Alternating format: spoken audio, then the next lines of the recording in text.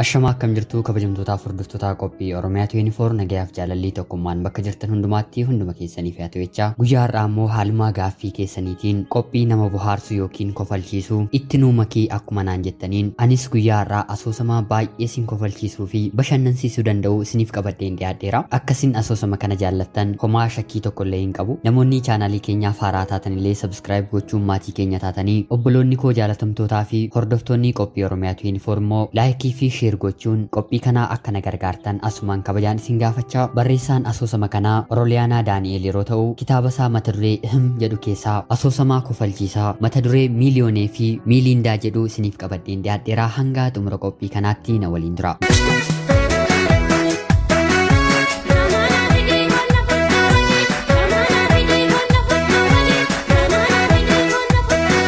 Gaafa obboleettiin kiyya biyya Arabaa deemuuf kaatu ishee gaggeessuuf olloota keenya keessaa namni manatti hafee hin jiru. Hunduu ishee gaggeessuudhaaf gara buufata xiyyaaraa booleetti yaa'e. Jiraattota ganda keenyaa keessaa lammaffaarratti biyya alaa kan deemte obboleettii kooti. Ishee dura kan deemte mucaa obbo Baaffisee qofa ture. Abbaan ishee sababiin isaan obbo Baaffisee jedhamanii fi gaaf sangaatu dhale jedhanii waan nama sobanii. Uummanni jaalala isaan sobaaf qaban ilaalee Baaffisee jedhee isaan moggaase. Osoo gaazexeessaan obboleettii kiyyatti maayikii qabee biyya alaa deemuudhaaf fakkeenya gaarii kan siif ta'e eenyu jechuun ishee gaafate miiliindaadha jettee waan himattu natti fakkaata. Miiliindaan mucaa obbo Baaffisee ishee osoo biyya Arabaa hin deemin dura miiliyoonee maqaa jedhamuun waamamtu turedha. Akkuma biyya Arabaa geesse maqaa ishee miiliindaatti jijjiirrachuun akkaawuntii feesbuukii banatte. Yeroo obboleessa ishee isa hiriyaa keenyaa koobnu yookiin abashaqnu obboleettiin kee osoo akkaawuntii baankii hin banatiin akkaawuntii feesbuukii banachuun osoo jireenya keessan hin jijjiirin piroofaayil piikcharii feesbuukii ishee jijjiirratte miti jechuun isa koobna ture. Koobaan keenya kun biyya keenya jaallannee otoo hin taane carraa miiliindaatti naafne. Miiliindaan deemtee otuu waggaan guutiin obboleettiin kiyya yoon deeme malee du'een bada jechuun kan isheen falafin. Abbaan kiyyas eessa deemta maaliif deemtan jedhe maal agartees deemtan jenneeni gaaffii obboleettii kiyya fudhatee waan qabu hundumaa gurguruun biyya Arabaatti ishee erguu murteeffate. Nutis kunoo obboleettii keenya gaggeessuuf kunoo hundi maatii keenya walitti sassaabamnee ollaa keenya dabalachuun buufata xiyyaaraa boolee jirra. Dhugaadha miiliindaan erga biyya Arabaa deemte jijjiiramoonni garaagaraa irratti mul'atanii jiru. Mana maatii ishee dhagaadhaan hidhuu dadhabdus ilkaan ishee sibiilaan hidhattee jirti. Maallaqa maatii isheef erguu dadhabdus obboleessa isheef guyyaa guyyaan karaa intarneetii suuraa ishee jijjiiruun ni ergitiif. Akkaawuntiin baankii ishee maallaqaan guutuu baatus akkaawuntiin feesbuukii ishee hiriyootaan guuteera. Hordoftoota baay'ees qaba. Maatiin ishees maqaa argatanii jiru. Mucaan isaanii biyya alaa waan jirtuuf. Obboleettiin kiyyas jireenyi itti cimus galiin maatii keenya gadi bu'aa ta'us sana caalaa miiliindaa ilaaltee biyya Arabaa deemuuf murteeffatte. Dooktaratu ajajee fi ta'een beeku malee obboloonni koo shamarranii hedduun biyya alaa baay'ee jaallatu. Akka biyya alaa deemuu jaallatan otuu anaan kan jaallatan ta'ee silaa biyyaa ba'uu yaadan ture. Sababiinsaa yoo deemne isa yaanna waan jedhaniif. Keessaa'u kan obboleettii koo ishee tokko immoo baay'ee nama dinqa ture. Biyya alaa akka haadha isheetti jaallachuurraa kan ka'e harmee koorraa otoo hin taane xaaliyaanota biyya weeraruu dhufan irraatii kan dhalatti natti fakkaata. Shakkii koo kana garuu akka itti hin fufne kan na taasisu amala xaaliyaanotaa waan tokkoyyuu irratti arguu dadhabuu kooti. Piizaa nyaattees haa ta'u hojjettees hin beeku. Paastaa fi mokorooniis nyaachuus haa ta'u hojjechuu gonkumaayyuu hin dandeessu. Yeroo aartullee isaaniin hin fakkaatu. Dabalataan ammoo akka bilillee intala Oromoo sanaa baay'ee bareeddu. Yeroo dubbatu jaarsa bututaa ta'a malee diyaaspooraatti heerumeen biyya kanaa ba'uun qaba jettees ni dhaadata. Harmeen koo immoo diyaaspooraa kana maqaa nama dhuunfaa seetee yoo inni fuudhee akkam goota kana mannaa nama biraatti maaliif hin heerumtu jettees ni gaafattee ni ture. Isheen silaa gurra hin qabdu. Gurri ishee biyya alaa jira. Kanumaanis egaa obboleessi koonni hangafaa tokko yeroo dheeraa booda jaarsa bututaa du'uudhaaf ganni tokko saafee diyaaspooraa argee fi ishiin wal barsiise. Obboleettii kiyyarraa guyyaa jalqabaa namicha duukaa wal bartee fuulli isheerraa dubbifamu fuula Isaak Niwutoon formulaa I is equals to cm square jedhu sana argateellee irraan dubbifama. Gammachuun akka safara abbaati. Safarri isaa tokkoof guddaa kaaniif xinnoo kan isa tokkoof xinnoo isa tokkoof immoo guddaa ta'uun isaallee beekamaadha. Turtii yeroo muraasa booddee waliin haasa'uu isaanii barcumarraa gara sireetti naannessuuf lamaanuu walii galan. Dirree siree seenanii qaama ho'ifatanii gara taphaatti seenuuf yeroo jedhan rakkoon tokko ni uumama. Qaamni namichaa ofiisaa ka'uun diyaaspooraa fi obboleettii koo sireerraan erga gaheen booddee taphachiisuu hin dandeenye. Yeroo kana obboleettiin kiyya abdii kutattee obboleessa kootti bilbiluun maalidha qaamni namichaa hon ka'u jettee yeroo gaafattuuni. Yeroo kanatti obboleessi kiyya baay'ee aaru kiriikii gommaa konkolaachiftootaa siifan fida isaatiin kaafatta jechuun bilbila irratti cufe. Ergasii obboleettiin kiyya biyya alaas nama biyya alaatii ufes jibbitee hundumayyuu dhiiftee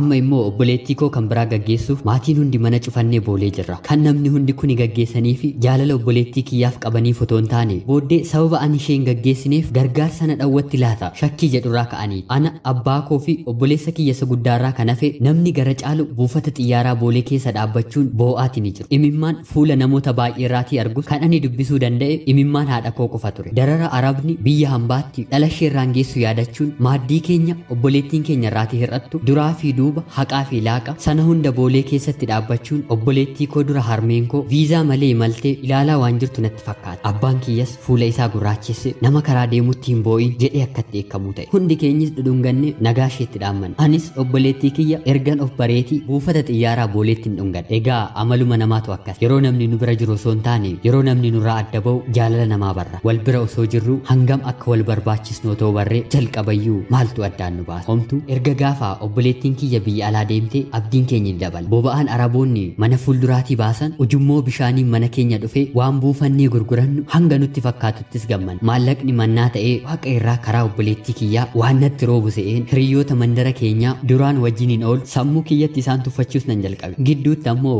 maqaan obboleettii kiyyaa eenyutti jijjiirama laata jedheen qorannoo gaggeessuun eegale. Maqaan ishiin sirrii Biyyanshii jedhama. Erga achi deemtee booddee immoo tarii Biyoonsee jettee jijjiirrachuu ni dandeessu jedheen akka Miiliindaa tilmaameefi isheenis akkuma biyya alaa geesseen maatii keenyaa bilbiluutti kaate. Boba'aa fi maallaqa biyya arabaa dhiiftee sagalee ishee nuuf erguu guyyaa guyyaattis ni jalqabde. Yeroo dheeraa booddee immoo ayyaana ittiin oolaa jechuun maallaqa nuuf ergite. Gaafa sana akkatti dhaqanii maallaqa biyya alaa baafatan waan hin beekneef abbaan keenyi mana obbo Baaffisee dhaqee muuxannoo akka fudhachuu qabu murteesse. Waan isaan jedhan naaf barreessite jedhees anaanis na fudhatee deeme. Akkuma ol seenneen fuula obbo Baaffiseerraa soba guddaa fi sadarkaa isaa eeggate nu sobuuf qophaa'oo ta'uu isaaniin dubbise. Sobas ta'ee dhugaa muuxannoo fudhachuun dirqama waan ta'eef waan isaan nuun jedhan dhaga'uuf anaa fi abbaa kiyya gadi ta'e. Akkaataatti anaa fi abbaan kiyya teenyu namni arge gorsa fudhachuuf otoo hin taane nama maallaqa mana obbo Baaffiseetii fudhachuuf taa'e fakkaata. Erga abbaan kiyya dhimma itti dhaqnee fi itti mee booddee obbo Baaffiseenis haasaa jalqaban. Ija isaanii ija abbaa koo keessa laalaa harka mirgaa isaanii sosochoosaa. Mucaan kiyyallee bakka mucaan kee jirtu waan jirtu natti hin fakkaatu. Dhugaa dubbachuuf garuu obbo Baaffisee miti bakka ofii jirtu mucaanti isaaniillee waan beektu miti. Itti fufuun isaanis mucaan kiyya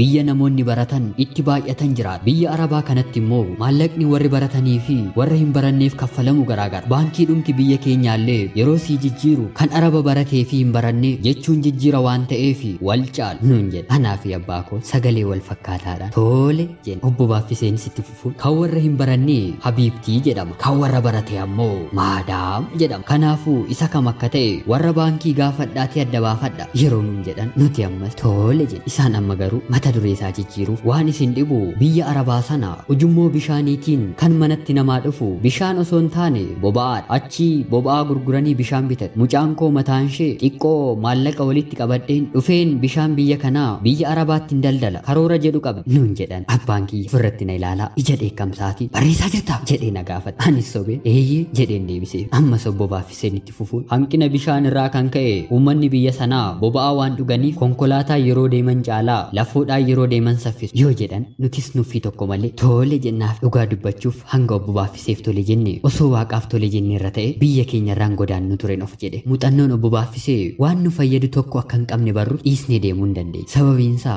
namni homaa hin qabne kan itti kennan fudhachuunsaa dirqama waan ta'eef osoo obbo Baaffiseen soba isaaniin xumurii abbaan kiyya ol ka'uun naagaleera galatoomaa jechuun aariidhaan ba'ee qabu. Anis abbaa kiyya duukaan bu'e. Borumtaasaas baankii deemnee odeeffannoo barbaachisu erga fudhannee booda yeroo itti aanu qarshii keenya baafannee ayyaana keenya ittiin oole. Jireenya keenya keessatti gorsaa fi muuxannoo nama biraarraa fudhachuun gaarii ta'e otoo jiru namarraa fudhannu garuu adda baafachuun barbaachisaadha.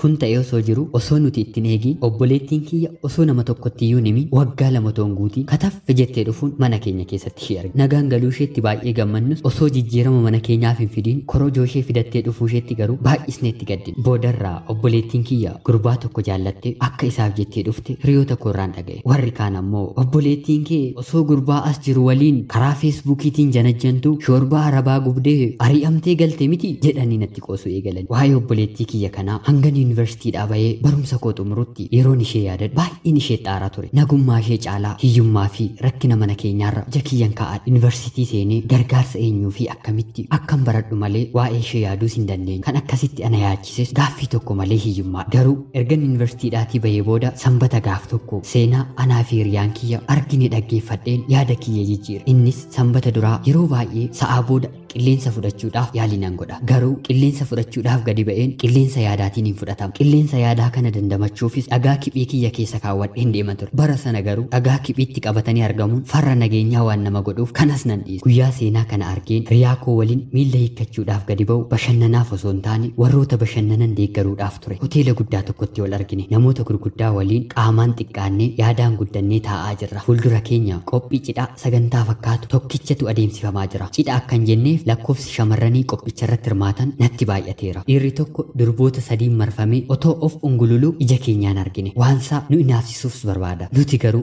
waanuma meeqa akka dandeenyu dadhaba. Agartuu garuu biyya loogduu kan anaa fi hiriyaan koo kophaa teenya. Isaan tokkotti sadii mee kiraa sassaabdummaan kana caalaa maaltu jira? Anumtuuf hin gaafadhu. Namni naaf deebisu hin jiru malee. Dargaggoonni sun baay'een isaanii warra kutaa 10ffaatti kompiitarri tufee maqaadhaaf kolleejjii dhuunfaa baratanidha. Wal irratti wuuskii ajajatu. Ani osoo isaan haga isaan dhugan lakkaa'u waanan machaa'ee jiruuf hamma isaan ajajan lakkaa'ee fixuu hin dandeenye. Ilaaluu qofaadhaanis yeroo jalqabaatiif namni machaa'e ana ta'uun oolu. Anaa fi hiriyaa kiyyas keessummeessituu keenya ofitti waamne ijoolleen kun cidha qabu moo tapha ijoollee taphataa jiru jennee yeroo ishee gaafan akka nutti of mi'eessuu tokko taate guyyaa dhaloota hiriyaa isaanii kabajaa jiru jechuun nuuf deebise. Safuudha namni guyyaa dhaloota isaa kabajachaa jira. Ani guyyaa dhaloota koo kan yaadadhu yeroo feesbuukiin today is your birthday jettee naa kabajju qofaadha. Ammas darbuun gaaffii biraan ishee gaafadha. Yeroo namni guyyaa dhaloota isaa kabaju ispoonsara namaa gootu yoo akkas ta'eef anaanis na galmeessaa kaa jedheen intaretti kadhadha. Itti fufuunis yoo ati haala kana naaf mijeessite shamarran sadan keessaa tokko taate jedheen ishee shuushuuf yaala. Isheenis kolfa gogaa kolfaa lakkii isaanuma kaffalata jettee nu biraa deemte. Silaa biyya kanaa yoo qabaatte malee maaltu si bira dhaabata? Amma egaa isuma dhugumaan machaa rabbi isinitti argisiisu. Ijoolleen hojii tokko hin qabne sartifikeeta tokko illee hin qabne akka isheenitti hudduu wal dhiitaa utaaltu ilaaleen ofii kiyya of taajjabuuttiin jalqabe. Anillee ija maaliin qaba? Dhugaa dubbachuuf sa'aa sana gidduutti waan isaan fayyadaman mindaa koo ji'a lamaa ta'a. Xinnoo dhuman sobatti dabale. Sobammoo obbo Baaffisee fi mootummaa biyya keenyaan na barsiise. Maaliin godhare? Homaa osoo dubbannu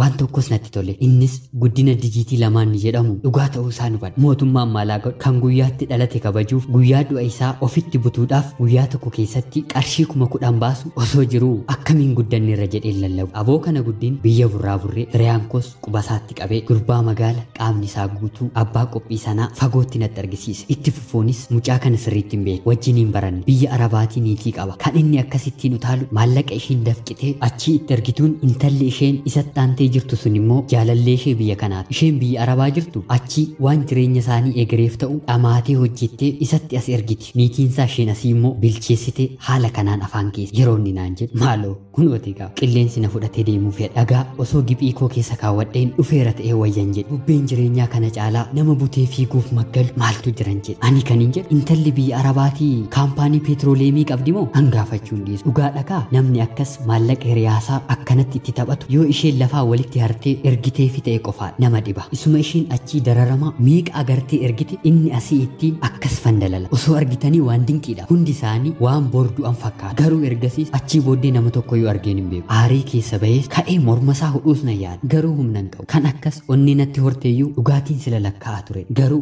gammachuu isaattis gufuun ta'u. Dhiira akkas gufuu jaalalaaf jireenyatti ta'u biyya keenya keessaa otoo kolaasanii badu. Yaanni jedhu sammuutti nadhu. Yaa jarana ilaaluu qofaan akkasiin haasa'amu. Firoottan koo amma aariin kan akkas namacheesse osoo hin dhugee ammoo baasii keessan hunda isiniifan cufa. Bashaa taphadhaa jedheen isan Oromoof qabsaa'ee qilinxoo seenuu dadhabe jaalala irratti qabsaa'een qilinxoo seeneen oole. Gaafas waaqumatu na oolche. As deebinee anaaf hiriyaakos waan baay'ee haasofne. Akkamiin hojjetanii shamarran biyya keenyaa maallaqa isaan argatan, dararama isaan irra ga'u, galii isaan argatan, maatii fi jaalalleen as jiru immoo akkamiin akka waa'ee isaanii yaadu hunda irratti dubban. Sanaan booddee anis obboleettii kee yaada. Isan nagaan galuu ishee gammaduu dhiiseen maaliif achi turtee maallaqa nuuf hin ergitu jedhee yaada sanaaf ofan ceepha'e. Jaalalli ishee qabeessaa ta'u shoorba arabaa gubdees baga nagaan maatii keetti galtee dheen waggaan dheeraa erga darbee erga isheen heerumtee ijoollee godhattee ergaa gabaabaa bilbila ishee irratti hin ergeef kan dhugumaan jaallatee fi jaallatame jaalalaaf dursa kenne ni milkaa'a. Dhugaa fi guyyoomsa ta'uu garuu abbaatu adda baafata. Bishooftuu bara 2015.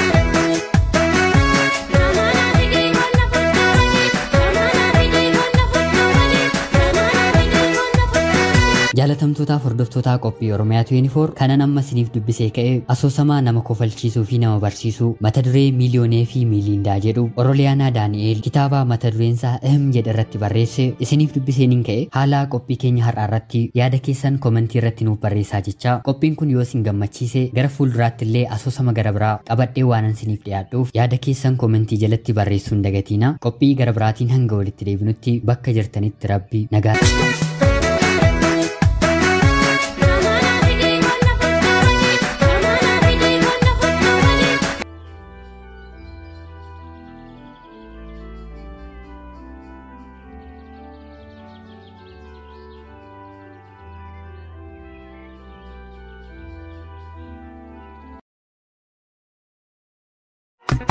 Warri good, hey, warri good, warran.